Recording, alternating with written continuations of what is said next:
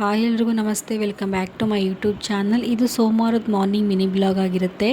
ಇವಾಗ ಸಂಡೇ ರಜೆ ಇರೋದ್ರಿಂದ ಮನೆಯಲ್ಲೇ ಇದ್ದು ನೆಕ್ಸ್ಟ್ ಡೇ ಸೋಮವಾರ ಕೆಲ್ಸಕ್ಕೆ ಹೋಗಬೇಕು ಅಂದರೆ ಒಂಥರ ಬೇಜಾರಾಗ್ತಾ ಇರುತ್ತೆ.